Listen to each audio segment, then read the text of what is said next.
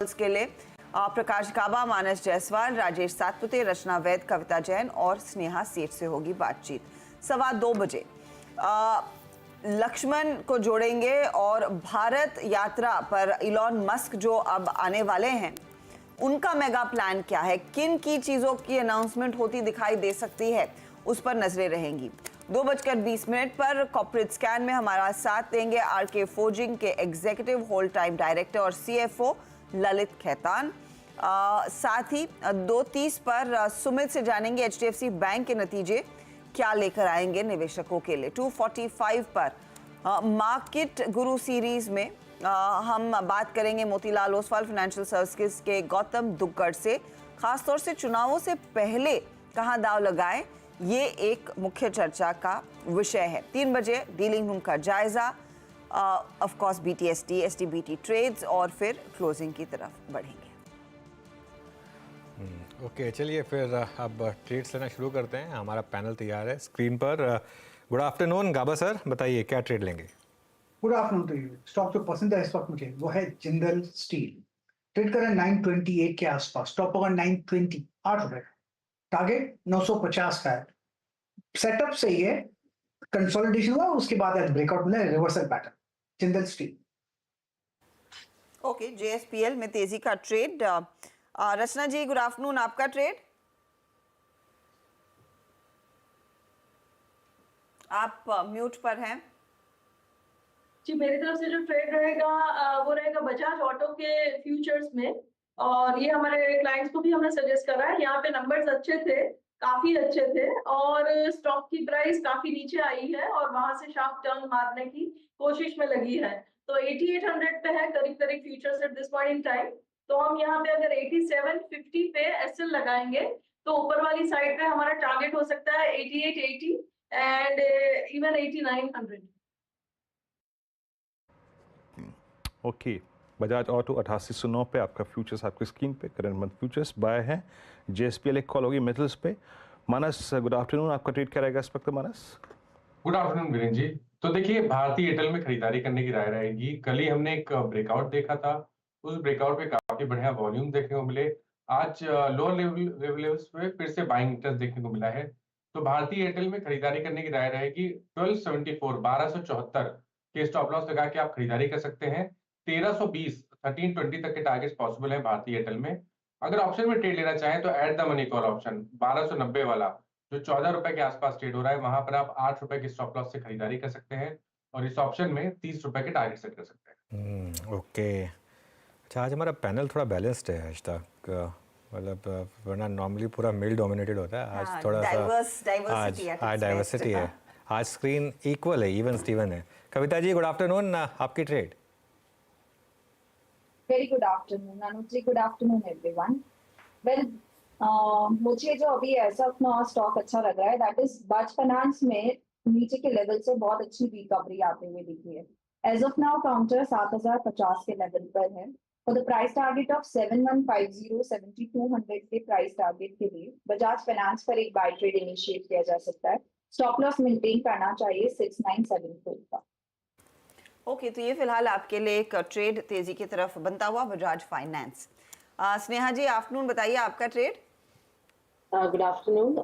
अगर आप individual counters में देखें तो एल&टी ये काउंटर मुझे काफी इंटरेस्टिंग लग रहा है करंट लेवल्स पर। अच्छा करेक्शन आया 89 EMA के आसपास ही काउंटर ने सपोर्ट लेके आज रिकवरी दिखाई है। पुट राइटर्स काफी अच्छा राइटिंग कर रहे हैं, मुझे लग रहा है यहाँ से तेजी की पॉसिबिलिटी है। आई वुड रिकमेंड कि यहाँ पे आप बाय करें with a strict stop loss of 3472 और जो टारगेट एक्सपेक्ट कर सकता है that will be around 3620। Okay, L&T 3540 पे। दरअसल एल&टी पिछले कई दिनों से एक अनवाइंडिंग मोड में है और उसके बाद अब एक डिसेंट लेवल पे स्नेहा मानती हैं एक अच्छा एंट्री पॉइंट देता हुआ।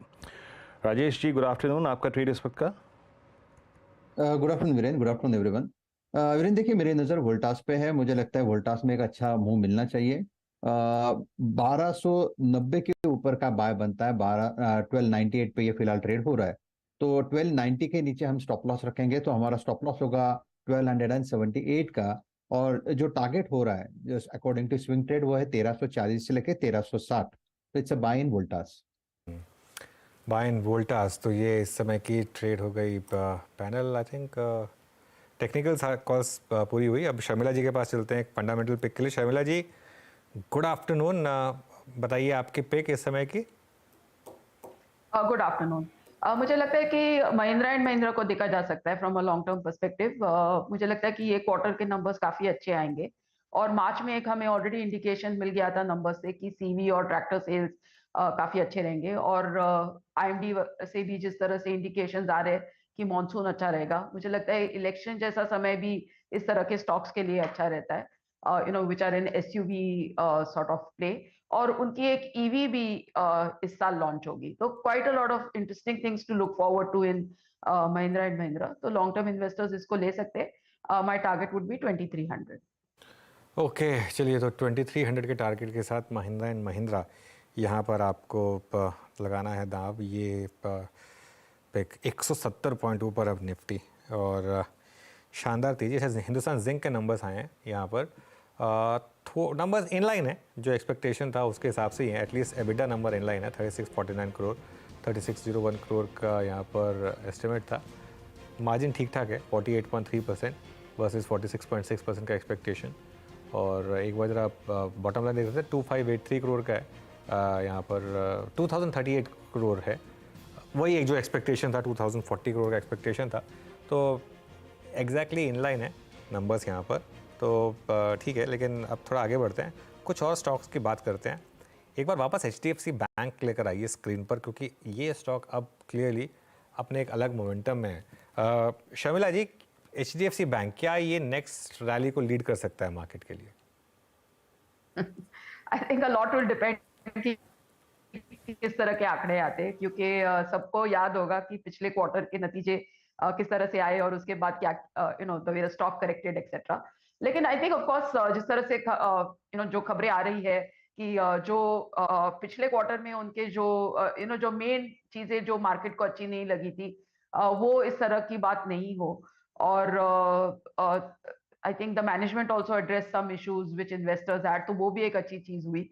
तो रिकवरी पाथ पर जरूर है स्टॉक, लेकिन मुझे लगता है कि जब तक आप वी आर जस्ट सम कुछ घंटे नंबर्स के से हम दूर है, तो वो एक बार देखकर ही इसको जज करेंगे। लेकिन डेफिनेटली आई थिंक कि जिस तरह से ये 2 दिन से ये स्टॉक चल रहा है, उस ऐसे जरूर संकेत आ रहे हैं कि नतीजे काफी ठीक ठाक ही रहेंगे। इनफैक्ट इंतजार तो था कि शायद लास्ट क्वार्टर में जो भी क्लीन आउट होना था हो चुका है, perhaps the worst is over. क्या मार्केट वही एक्सपेक्ट कर रहा है, जिस तरह का कर्सरी बिल्डअप देखने को मिला है, जो पोजीशन आई है, प्री पोजीशनिंग जो हम कहते हैं? हर्षिता, जब क्वार्टरली अपडेट आया था तब हमने एक चीज़ हाईलाइट करी थी यहाँ पर, और आपको याद होगा कि 100 रुपये की करीब तेज़ी भी हुई थी उसमें। हमने वो हाईलाइट भी की थी कि यहाँ पर शायद एक बॉटम बना है, प्राइस बॉटम, और टाइम बॉटम भी शायद हो चुका है। आई थिंक जिस चीज़ को मार्केट ने लैच ऑन किया वो एक ब्रोकरेज का व्यू था, मैं नाम भूल गया, उन्होंने कहा था कि first science of merger synergy working. अब देखिए वो अपडेट था क्वार्टरली। अब अगर ये क्वार्टरली अपडेट वाकई में ट्रांसलेट होता है इनटू एक्चुअल अर्निंग्स, तो मुझे लग रहा है और 100 रुपये की तेज़ी हो सकती है, अगर होता है तो। अगर नहीं होता है तो हो सकता है कि थोड़ा सा वापस डिसअपॉइंटमेंट हो स्टॉक को।